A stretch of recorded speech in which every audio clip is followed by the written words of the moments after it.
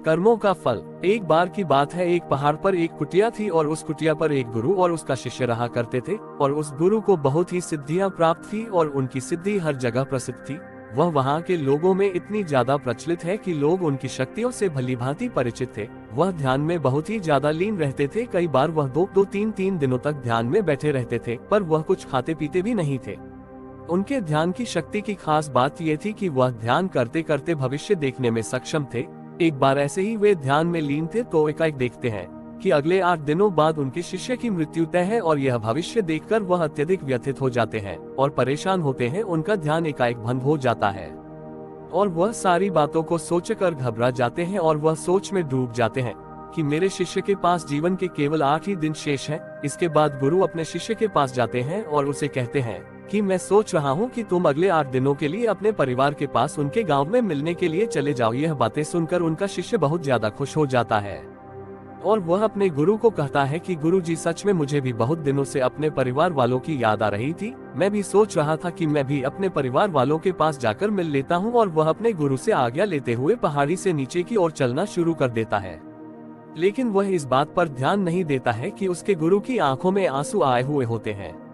वह चलते चलते पहाड़ से जैसे ही नीचे एक समुद्र के पास पहुंचता है तो देखता है कि एक रेत के टीले के पास चींटियों का घर था और उस घर से बहुत सारी चींटियां बाहर की तरफ आ रहे थे और बहुत सारी चींटियां अंदर की तरफ जा रहे थे। चींटियां आपस में बार बार टकराकर अपनी दिशा को खो देती थी और उसके बाद फिर से इधर उधर चलना शुरू कर देती थी। ये देखकर उस शिष्य को बहुत ज्यादा आनंद आ रहा था, लेकिन वह एकाएक देखता है कि समुद्र की लहरें बहुत तेजी से उफान खा रही थी और शिष्य को समझ आ जाता है कि कुछ ही पलों के अंदर यह सारा पानी चींटियों के घर में घुसकर उनका घर को तोड़ देगा और इसकी वजह से बहुत सारी चींटियों की जान चली जाएगी।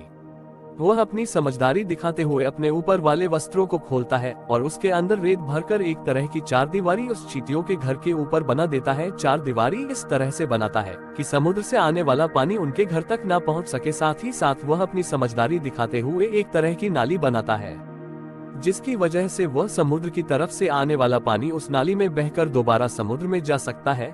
इस समझदारी की वजह से बहुत सारी चींटियों की जान बचा लेता है और आने वाली एक नाव में बैठकर अपने घर की ओर समुद्र पार करके निकल जाता है। वह अपने परिवार के साथ आता है और उसे पता भी नहीं चलता कि कैसे समय गुजर जाता है। वह अपना सामान बांध कर सोचता है कि अगले दिन मैं अपने गुरु के पास वापस चला जाऊंगा। अगले ही दिन में सुबह सुबह वह अपने गुरु के पास जाने के लिए निकल जाता है। वहाँ उसके गुरु कुटिया में बहुत ही ज्यादा दुखी होते हैं। उनको लगता है कि उनके शिष्य के 8 दिन पूरे हो गए, अब तक तो मेरा शिष्य इस दुनिया को छोड़कर जा चुका होगा। वह गुरु उसके दुख में होते हैं कि एकाएक वह देखते हैं कि कोई मनुष्य उनकी कुटिया की ओर आ रहा है। वह जब ढंग से देखते हैं तो उनको पता चलता है कि यह तो उन्हीं का शिष्य है जो उनकी ओर चला आ रहा है। वह दौड़कर एकाएक अपने शिष्य के गले लग जाते हैं और अपने शिष्य का हाल चाल पूछते हैं और शिष्य ये देखकर चौंक जाता है। गुरु को समझ नहीं आता है कि कैसे उनका देखा हुआ भविष्य गलत हो गया। वह अपने शिष्य से पूछते हैं कि बेटा, तुमने इन 8 दिनों में क्या क्या किया। शिष्य अपने परिवार के साथ बिताए हुए सारे पलों के बारे में बता देता है, लेकिन उसके गुरु को ऐसा कुछ भी इन 8 दिनों में खास नहीं लगा। फिर शिष्य कहता है कि मैं आपको एक बात बताना भूल गया। जब इस पहाड़ी से मैं नीचे समुद्र की ओर गया था तब मैंने ऐसे ही एक चींटियों की जान बचाई थी। उसके बाद गुरु समझ जाते हैं कि उसके कर्मों की वजह से ही वह शिष्य बच पाया था और गुरु एकाएक कहते हैं कि कर्म जरूर लौट कर आते हैं। तो साथियों, इस कहानी से हमें ये सीख मिलती है,